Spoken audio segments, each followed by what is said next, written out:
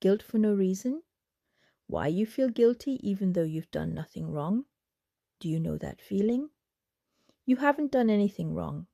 You haven't hurt anyone, haven't harmed anyone. And yet there it is, that uncomfortable feeling, a guilty conscience, an inner restlessness, a voice that whispers, I really should have done more, or something isn't right.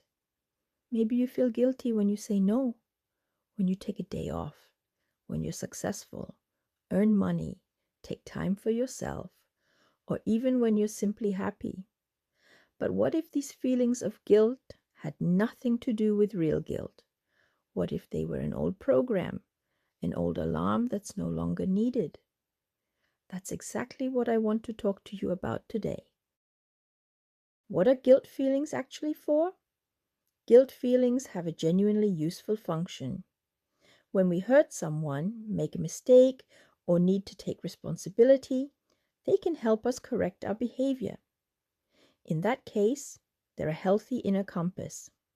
But not every feeling of guilt works that way.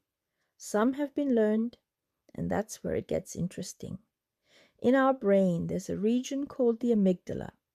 Think of it like an alarm system. Its job is to detect danger quickly. If a child once touches a hot stove, the amygdala remembers. Careful, that's dangerous. That's useful and protective. But sometimes an alarm system gets set up incorrectly. Then it sounds the alarm even when there's no real danger. Our prefrontal cortex, our thinking center in simple terms, is actually responsible for checking such situations, for asking, is this fear really justified? But when the alarm rings loud enough, reason sometimes stops listening properly. That's why people can simultaneously know, I haven't actually done anything wrong, and still feel guilty. Does that sound familiar? 3 loops that many people recognize. Guilt loop 1, survivor's guilt. This form of guilt often arises when things are going better for us than for others. Maybe you've been through a difficult time, ended a draining relationship, taken a courageous step. Maybe you've grown while others have stood still. And suddenly a thought appears. Why am I doing well when others are suffering? Am I allowed to be happy? Am I allowed to move on? The more we love other people, the stronger this guilt can become. But is that really guilt? Or is it the sadness that others haven't found their way yet? Guilt loop 2, success guilt. This guilt is often more subtle. You reach a goal, become more visible, earn more, and suddenly an inner voice speaks up. Be careful. Don't be too successful. Who do you think you are?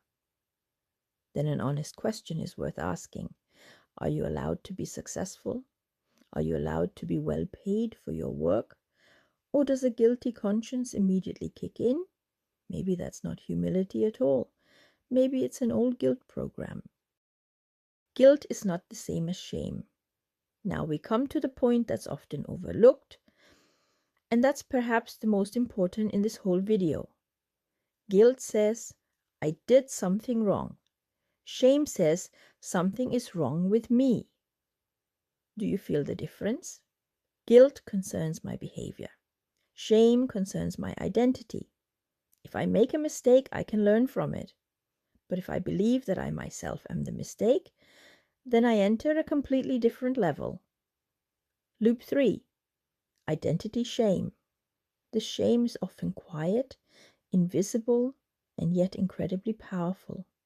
It shows up in thoughts like, I'm not good enough, I'm not enough, others are better than me. It often develops through experiences that have accumulated over many years, through criticism, through rejection, through messages that told us, you're only valuable when you perform, when you function, when you're perfect. But a person does not have to earn their worth. In a healthy relationship, love and appreciation are unconditional. What you can take with you today Do you sometimes feel guilty even though you've done nothing wrong? Do you make your worth dependent on performance? Are you allowed to make mistakes and still be successful and happy? Or is there somewhere inside you an old alarm system that's long overdue for recalibration? The good news: our brain is capable of learning. What has been learned can be unlearned. Old feelings of guilt can be recognized, questioned, and changed, not overnight, but step by step. Perhaps the most important difference isn't whether you feel guilt, but in the question of what you believe in that moment. I did something wrong, or something is wrong with me. The first is called guilt, the second is called shame, and that difference can change a life. Not every feeling of guilt is a sign that you've done something wrong. Sometimes it's just an echo of the past, and an echo doesn't have to be the truth. Thank you so much for listening. If this topic resonates with you, I'd love to read your comment. Which of these 3 loops do you recognize most in yourself?